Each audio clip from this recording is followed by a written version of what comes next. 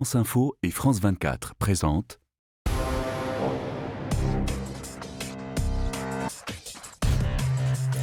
Bonjour, l'Europe va donc finir avec une guerre à ses portes. Qui l'eût cru? L'Ukraine fait mieux que résister. Elle combat pied à pied la Russie, libère son territoire et porte même le combat dans les airs. Une guerre totale est partie pour durer. On va voir ça avec Elsa Vidal, rédactrice en chef du service en langue russe d'RFI. Car c'est bien d'une guerre qu'il s'agit, loin de l'opération militaire spéciale vantée côté russe pour prétendument libérer un peuple des néo-nazis. C'est en tout cas ce qui a été dit depuis des mois. Alors comment réagissent les populations soumises à cette propagande? Écoutez ceux qu'ont interrogé en tout cas Elena Voloshin pour France 24. 7 місяців в окупації в Херсоні. Так тяжко. Плакайте. Там страшно вже було просто виходити на вулицю. Вони скрізь з автоматами. Навіть розмовляти українською страшно. Des rescapés de l'occupation russe, nous entendrons toujours les mêmes histoires. Вот взяли тебя, кинули в подвал, избили, мешок на голову и бьют до тех пор, пока ты не скажешь, что нацисты издевались над тобой, ты ждала Россию, хотя их нету. Мы их не видели за 52 года. Celle d'un régime de terreur et d'une réalité parallèle imposée par les forces de Vladimir Poutine. Убивали спеціально людей і казали, що це українці. Брехали так, що це не можна було видержати. Тут люди лежали, мертві, Та тут лежали погода люди була. скрізь. Я просто не выдержала. Я говорю, зачем вы сюда пришли? Я говорю на украинском, а он говорит, говори со мной по-русски, говори со мной по-русски. La propagande des médias d'État russes transposée au réel dans les territoires occupés. Nous ne sommes pas venus là-bas avec la guerre, mais avec la paix. Nous sommes venus là-bas pour libérer les Ukrainiens de ce malheur que sont les nazis, qui ont mis toute l'Ukraine à leurs bottes. Ce narratif ne date pas d'hier. En 2014 déjà, la propagande russe martelait que des nazis ukrainiens interdiraient aux russophones d'Ukraine de parler russe et se livreraient à un génocide. On nous demande à quel point c'est dangereux d'être russe aujourd'hui en Ukraine. C'est à peu près aussi dangereux que d'être juif en Allemagne en mai 33. Nous défendrons nos citoyens par tous les moyens dont nous disposons. 8 ans plus tard, Vladimir Poutine lance ce qu'il qualifie de dénazification de l'Ukraine avec des méthodes pour le moins radicales.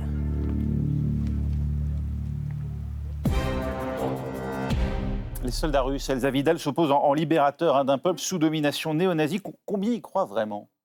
C'est très difficile à estimer, mais on peut, en tout cas, si on se base sur les pourcentages de téléspectateurs des chaînes d'État russes, et ceux aussi qui sont interviewés par des instituts de sondage qu'on considère encore comme répondant aux standards habituels, considérer qu'environ, en tout cas, 45% de la population n'exprime pas de rejet de la guerre. De là à pouvoir aller plus loin, c'est très très difficile. Ce qu'on peut envisager néanmoins, c'est que l'exploitation du thème de la lutte contre l'envahisseur nazi et contre les nazis ukrainiens est fait pour obtenir un maximum de résonance dans les tranches de la population qui sont nées, disons, qui ont plus de 50 ans et souvent plus de 60 ans, pour qui l'adversaire nazi et l'archétype du mal sur Terre. L'occupation ne leur a pas ouvert les yeux à ces soldats, le contact avec le terrain? Les soldats, vous savez, c'est qu'une petite partie sans doute très mobile de la population. Il est probable que, revenant chez eux, quand ils reviennent, ils aient fait une expérience différente de ce qui était présenté par les autorités, mais très souvent, ce sont des membres issus des couches les plus défavorisées et les moins riches en capital social, donc les moins susceptibles d'être écoutés.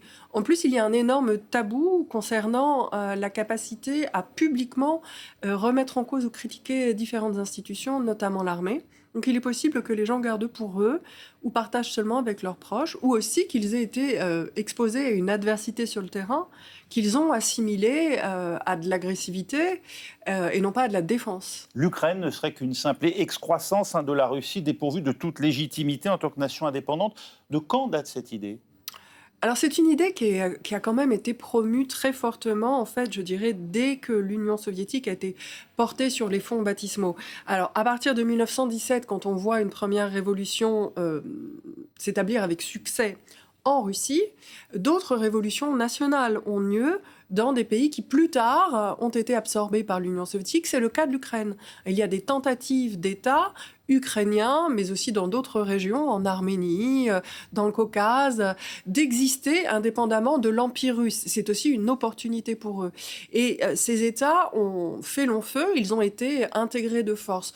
De manière récurrente dans l'histoire de l'Ukraine, au sein de l'Union soviétique, le nationalisme ukrainien a été réprimé en utilisant très souvent des référents communistes, mais il est de ce fait vécu comme quelque chose de profondément négatif, péjoratif et surtout instrumentalisé par l'étranger.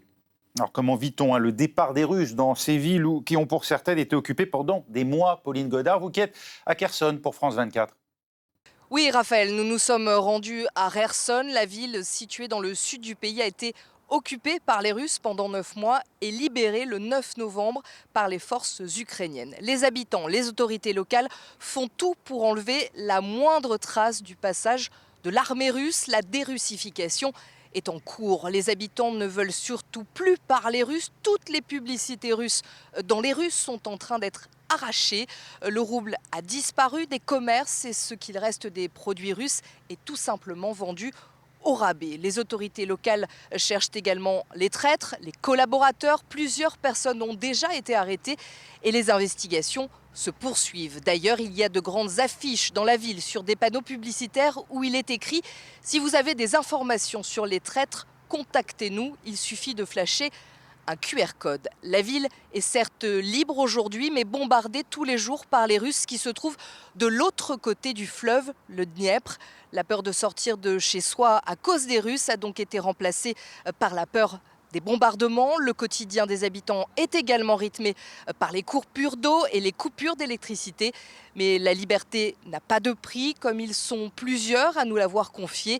Les Russes ont beau les viser, leur morale reste intacte.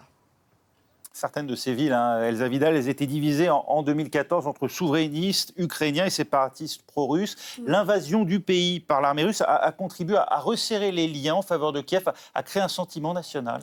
Oui, alors ça dépend quand même des parties du territoire que l'on considère, mais si on fait exception du Donbass et de la Crimée, où il est beaucoup plus difficile d'avoir une perception de l'état actuel des mentalités de la population, il est évident que la guerre d'invasion déclenchée par la Russie, a réussi à cristalliser et à enclencher une unité nationale qui jusque-là était quand même à la peine, en tout cas elle était à la peine pour se trouver un représentant, pour aussi s'établir sur des bases durables et unanimes.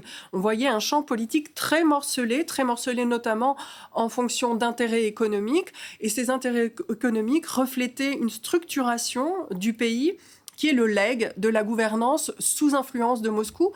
On voyait une structuration très proche de ce qu'on connaît en Russie, avec des intérêts économiques qui sous-tendent des jeux politiques. C'est fini pour l'heure actuelle. On a vu une progression de la question nationale. Volodymyr Zelensky, qui n'avait pas le soutien du tout d'une majorité de la population avant le déclenchement de cette guerre, désormais personnifie, je dirais, le corps national. Ce qu'il en sera beaucoup plus tard au sortir de la guerre reste à voir et dépendra fortement des conditions de sortie. Il reste dans ces villes libérées une inquiétude concernant le sort des nombreux disparus.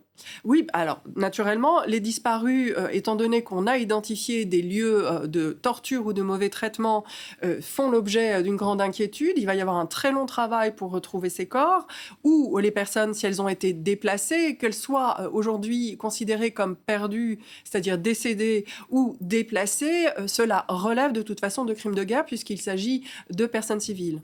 Et parmi ces disparus, beaucoup ne reviendront pas. À combien estime-t-on le nombre de morts dans cette guerre, Jean Chamoulot ?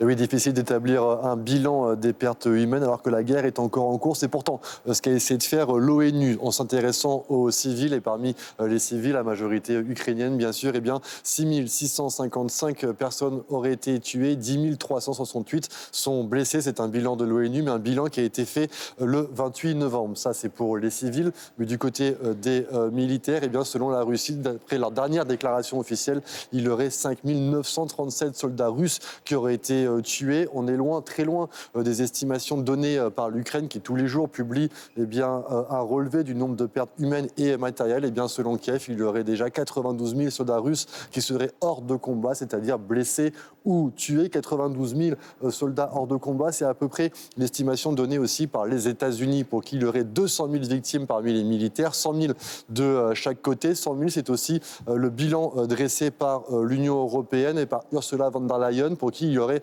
100 000 militaires ukrainiens qui auraient été tués depuis le début du conflit. Mais Ursula von der Leyen s'est fait taper sur les doigts par Kiev. Pourquoi ? Parce que selon l'Ukraine, il y aurait seulement 10 000 à 13 000 militaires tués depuis le début de la guerre. Vous l'aurez compris, le bilan des pertes humaines est aussi, en temps de guerre, un outil de propagande. Pourquoi est-il si difficile, Elsa Vidal, de connaître exactement le nombre de victimes ? Parce que ça pourrait donner à l'adversaire des informations sur les stratégies qui se sont avérées payantes, les stratégies militaires qui ont été adoptées, et donc ce qu'il convient de réitérer pour renforcer l'avantage acquis sur le terrain. Donc dans un premier temps, c'est ça d'abord qui prime.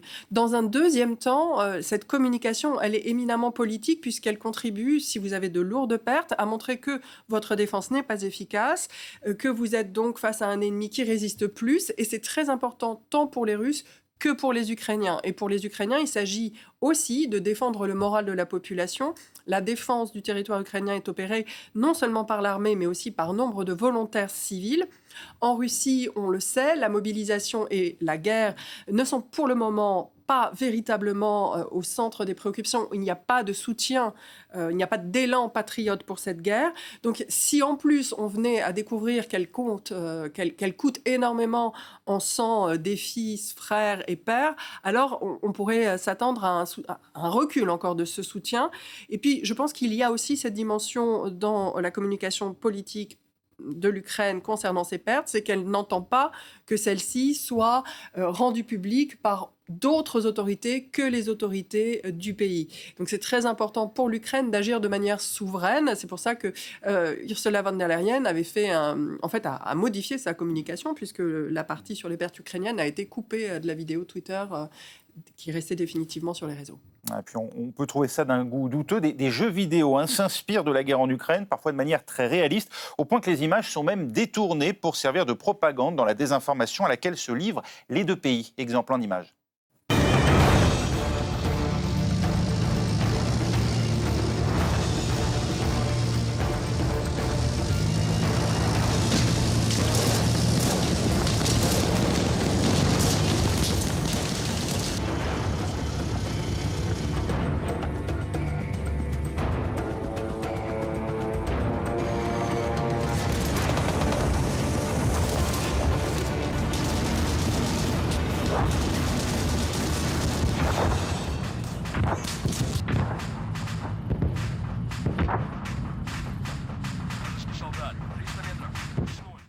Et c'est la fin de la première partie du Monde dans tous ses états. Retrouvez-nous dans un instant, juste après un journal sur France 24.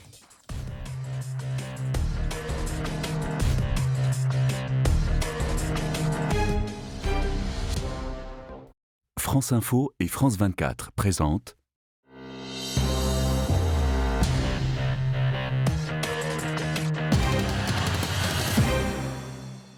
Suite du Monde dans tous ses états. La guerre en Ukraine dure depuis bientôt 10 mois maintenant et nous on continue d'en parler avec Elsa Vidal, rédactrice en chef du service en langue russe d'RFI. C'est devenu en tout cas la manière pour les Russes de combattre après leur retrait de Kherson, frapper les infrastructures énergétiques de l'Ukraine, ses centrales électriques notamment, plonger le pays dans le froid et dans le noir au moment où l'hiver arrive. Un moyen, espère Moscou, de faire craquer la population ukrainienne. Reportage de Stéphanie Pérez pour France Télévisions. Depuis l'espace, la nuit, le phénomène est visible. Des lumières qui scintillent sur toute l'Europe, mais en Ukraine, le noir quasi complet.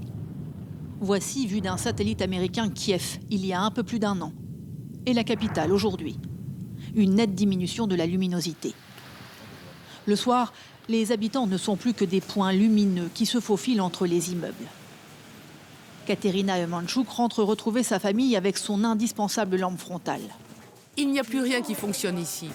Après les frappes russes qui ont endommagé plusieurs centrales électriques il y a une semaine, les autorités programment des coupures de courant pour limiter la consommation. On a intégré l'idée qu'on n'aura peut-être plus du tout d'électricité. Oui, le blackout. Oui, c'est compliqué, on ne peut rien prévoir. Tu vois, ils disent qu'on ne marche pas sur la Lune comme sur la Terre. On s'habitue à vivre dans le noir, on se fait une raison. Mais moi, je ne veux pas qu'on garde ces habitudes. Ça me fait peur. Darina reste serrée contre sa mère. Son frère aîné Roman, à fleur de peau, ne peut contenir ses larmes. Dans cette école voisine pourvue d'un générateur, ces étudiants viennent eux suivre leurs cours du soir en ligne. Pas d'autre possibilité, les coupures de courant sont aléatoires et peuvent durer plus de 10 heures. Tous mes cours sont en visio. Mais en ce moment, je n'ai ni électricité, ni Internet, alors il faut que je me débrouille. Les regards des autorités de Kiev sont tournés vers cette centrale des environs. Les frappes russes ont détruit une partie des installations. Impossible de tout réparer. Alors, sur les routes enneigées, les électriciens font comme ils peuvent. Cette équipe venue en renfort sillonne Kiev et ses faubourgs pour tenter de reconnecter les habitants au réseau électrique. Aucun jour de repos et un moral qu'il faut solide. On répare, ils bombardent, on répare, ils rebombardent. Pour le moment, on s'en sort, mais on commence à manquer de matériel, de câbles. On ne tiendra pas l'hiver. L'Ukraine réclame d'urgence des générateurs à l'OTAN. Plusieurs pays européens, dont la France, ont promis d'en envoyer prochainement. Il va falloir fournir des générateurs aux Ukrainiens. C'est aussi important que les armes aujourd'hui. Ah oui, c'est aussi important dans la mesure où autrement on va se retrouver avec un chiffre grandissant de victimes, notamment parmi les plus faibles, aux deux extrêmes des âges de la vie, c'est-à-dire parmi les plus jeunes ou les plus âgés qui sont plus sensibles aux infections, aux difficultés de la vie et que les hôpitaux, notamment, ne pourront pas sauver. Donc ces générateurs, ils ont la capacité de faire tourner un hôpital pendant une semaine, typiquement. Et on voit aujourd'hui que nombre d'États européens, dont beaucoup d'États baltes, envoient par centaines ces générateurs qui permettent aussi aux gens de se réchauffer pendant quelques heures dans la journée, d'avoir de la lumière et de fournir un confort minimal. Donc pour le moral de l'arrière, dont on dit que, effectivement, par exemple, le général Dominique Trinquant dit souvent qu'un des points clés de la guerre, c'est de savoir si l'arrière va tenir, pourvu que l'arrière tienne. Donc ça fait partie de ce soutien qu'il faut envoyer à la population. Un désastre humanitaire, ça pourrait être beaucoup plus fatal aux Ukrainiens que les combats qui ont eu lieu jusque maintenant, aux enfants notamment. Oui, ça pourrait être nettement plus fatal, d'autant que le froid peut être tout à fait cuisant. Nous pouvons souffrir du froid pour des raisons de crise énergétique. Les Ukrainiens sont exposés à de simples et pures coupures d'électricité. Pour les plus petits, pour les malades chroniques, le froid et l'absence de lumière peut s'avérer absolument fatal pour faire tourner des institutions qui sont là pour fournir les services de base à la population civile. Et ce sont ces services qui sont visés de manière à décourager la population civile, à créer en fait des divisions, à réduire le soutien de la population au président et au gouvernement actuel. Bien sûr, ça peut occasionner des morts. On peut imaginer que les services de natalité ne peuvent pas fonctionner sans respirateur, sans chauffage. De telles frappes sur les centrales ukrainiennes sont nécessaires et inévitables, affirme Vladimir Poutine. Comment justifie-t-il cette décision ? Il le justifie par le fait que l'Ukraine paie dans sa logique le prix inévitable de ne pas se soumettre. En fait, il y a un reproche fondamental qui est fait aux dirigeants actuels de l'Ukraine de s'être détournés du centre de Moscou, de ne plus fonder leur agenda en tenant compte des besoins de Moscou, de s'être autonomisés et puis d'avoir choisi des partenaires occidentaux, chose qu'il fallait relativiser. L'Ukraine jouait quand même sur l'ensemble de ses partenaires. Au combat rapproché, en tout cas des premiers mois, succède désormais aussi une guerre à distance que se livrent les drones des deux côtés de la ligne de front, Jean Chamoulot. Et oui, on peut parler pour la première fois d'une guerre des drones à grande échelle. Et dans cette guerre des drones, il y a ces drones à longue distance qui auraient été utilisés par l'Ukraine pour frapper une base aérienne russe à 700 km au-delà de la frontière ukrainienne. Alors l'Ukraine n'a pas validé cette frappe, c'est les Russes qui accusent l'Ukraine, mais ça prouve que des drones de longue distance sont utilisés. Il y a aussi des drones de reconnaissance, des drones de combat ou encore des drones kamikazes. Ils ont tous un rôle stratégique et militaire pendant ce ce conflit. Alors pour la Russie, ces drones sont utilisés pour des bases de renseignement, mais aussi et surtout pour cibler les infrastructures énergétiques ukrainiennes. C'est le cas en ce moment où les centrales électriques sont visées par ces drones kamikazes, des drones iraniens que vous voyez ici sur cette image. Pour l'Ukraine, ces drones sont donc utilisés pour frapper des cibles à longue distance, mais aussi pour du renseignement et aussi et surtout pour harceler l'infanterie russe grâce à ces petits drones qui volent jusqu'à 400 mètres d'altitude. Ils peuvent cibler des fantassins russes dans les tranchées et lâcher une petite charge explosive dans ces tranchées justement. Et puis l'Ukraine qui est aidée par les États-Unis, qui a fourni des drones kamikazes. Et l'US Air Force est en train de préparer en ce moment un drone spécialement adapté au conflit ukrainien. Et puis l'Ukraine qui peut compter aussi sur des levées de fonds privées. C'est le cas de celle de Mark Hamill. Mark Hamill, vous le savez, c'est Luke Skywalker dans la saga Star Wars. Et bien, il a réussi à lever des fonds pour acheter 500 drones pour l'Ukraine. Il a communiqué là-dessus avec cette image détournée de l'imagerie de Star Wars. On voit un petit vaisseau aux couleurs de l'Ukraine face au vaisseau impérial russe aux couleurs de la Russie. Alors c'est paradoxal, Elsa Vidal, parce que les Américains ils fournissent des drones aux Ukrainiens, mais en même temps on les sent quand même très gênés, pour ne pas dire même désapprobateurs, lorsque l'Ukraine va frapper le territoire russe avec ses drones. Alors ce qu'il en est en réalité, moi j'ai du mal à le savoir. En revanche, oui, on observe que dans la posture, les Américains sont obligés de se dissocier des entreprises, des initiatives ukrainiennes qui frappent le territoire russe. Avec des drones de fabrication soviétique, qui ne sont pas américains, il faut le préciser. Des infrastructures militaires en territoire russe, voilà ce qui est visé par les frappes ukrainiennes.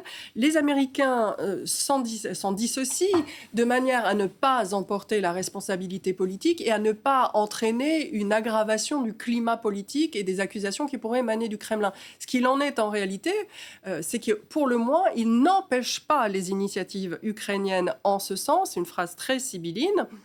En revanche, on a effectivement entendu que les Ukrainiens avaient développé des modèles de drones qui leur sont propres, qui ne sont pas donc des armes fournies par les Alliés. Cette histoire de drones soviétiques, elle soulève énormément de questions chez les observateurs de l'espace post-soviétique, les observateurs militaires, parce qu'effectivement, il existait des striges, des drones soviétiques, mais qui faisaient plutôt de l'espionnage. Donc, on a du mal à vraiment être convaincu par cette version. En revanche, il paraît qu'il y a des nouveaux modèles ou des adaptations de ces modèles qui ont été faits par les firmes ukrainiennes. Et on verra dans le futur ce qui va se passer. Mais d'être capable de frapper à plus de 700 km à l'intérieur du territoire russe, encore une fois, en ne prenant pour cible que des cibles militaires, c'est quand même un message politique très très fort envoyé à la Russie. À la fois... Il n'y a pas d'inviolabilité du territoire russe. Tout à fait, mais ça fait longtemps qu'il n'y a pas d'inviolabilité. Mais néanmoins, on se rapproche du centre et du centre politique qui est Moscou. Comment vit-on en tout cas cette guerre qui dure côté russe, Luc Lacroix? On soutient Vladimir Poutine, vous qui êtes l'envoyé spécial de France Télévisions dans la partie du Donbass contrôlée à l'heure actuelle par Moscou. Oui, bonjour. Alors, Vladimir Poutine, il reste populaire en Russie. Selon l'Institut Levada, qui fait référence, une large majorité de Russes approuvent son action et c'est aussi ce que l'on constate sur le terrain. Il n'y a pas de rejet massif de la personne ou du pouvoir de Vladimir Poutine. Il faut dire que Vladimir Poutine, il se garde bien d'annoncer les mauvaises nouvelles aux Russes. Un exemple, le retrait de Kherson. Il a laissé ça aux militaires. En fait, Vladimir Poutine, il se pose en père de la nation qui corrigerait les dysfonctionnements de la bureaucratie russe. Ce qui a changé aussi, c'est que de plus en plus de Russes disent qu'ils sont favorables à des négociations, mais ce n'est pas un désaveu pour Vladimir Poutine, parce que le pouvoir ou les médias officiels russes, depuis quelques mois, ne cessent de parler de négociations, mais attention, des négociations à leurs conditions, sans remettre en cause l'annexion des 4 régions ukrainiennes. Et puis surtout, parler de négociations, c'est aussi un bon moyen de dire que s'il n'y en a pas, c'est la faute de l'Ukraine et des Occidentaux. Elsa Vidal, Vladimir Poutine dit qu'il n'emploiera l'arme atomique qu'en riposte à pareille attaque. Faut-il le croire? Honnêtement, ça n'a pas d'importance, qu'il faille le croire ou pas. Ce qui est important, c'est qu'il le dise après avoir reçu de nombreux coups de semonce, que ce soit de son allié, entre guillemets, chinois, ou de son opposant principal, le président américain. Et surtout, c'est très utile puisque ça intervient dans une séquence où on commence à construire des défenses en Russie contre une potentielle invasion ukrainienne. Et on continue donc et on renforce le récit qui dit que, attention, nous n'agressons pas l'Ukraine, nous sommes nous-mêmes menacés, notre territoire national est menacé. Et si cette menace venait à se concrétiser, alors nous serions dans le cas de répondre légitimement. Et puis, c'est l'occasion aussi, encore une fois, de déstabiliser la communauté internationale en faisant volte-face sur cette question ô combien difficile et ô combien activante nos imaginaires et nos idées d'apocalypse. Donc pour Vladimir Poutine, c'est l'occasion de constater, puisque nous en parlons ce matin encore, qu'il a un levier et qu'il peut rentrer dans le jeu, occuper le centre de l'actualité informationnelle. Et contre la propagande, en tout cas, il y a les faits. Ce sont les images chocs de la campagne que mène Reporters sans frontières pour alerter sur la désinformation à l'œuvre sur les réseaux sociaux et dans les médias russes. Voici leur spot. При этом в наши планы не входит оккупация украинских территорий. В основе нашей политики свобода. Свобода выбора для всех самостоятельно определять свое будущее и будущее своих детей. Мы никому и ничего не собираемся навязывать силой. Сегодняшние события связаны не с желанием ущемить интересы Украины и украинского народа. Еще раз подчеркну, что Украина для нас – это не просто соседняя страна. Это наши товарищи, близкие. Наши парни делают все, что от них зависит, чтобы избежать потерь среди мирного населения украинских городов. А мы с вами знаем, что настоящая сила в справедливости и правде, которая...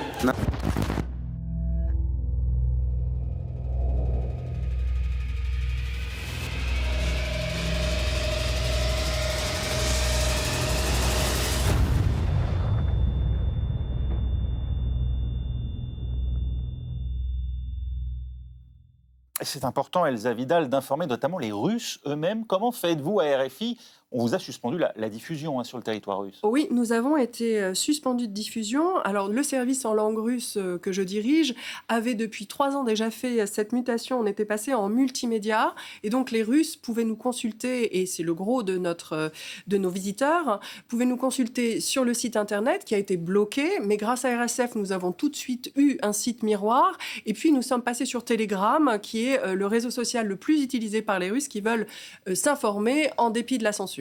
Merci Elsa Vidal, rédactrice en chef du service en langue russe d'RFI. C'est la fin de cette émission, merci de l'avoir suivi. Retrouvez-nous sur nos sites internet franceinfo.fr, france24.com et la semaine prochaine pour une nouvelle émission du Monde dans tous ses états.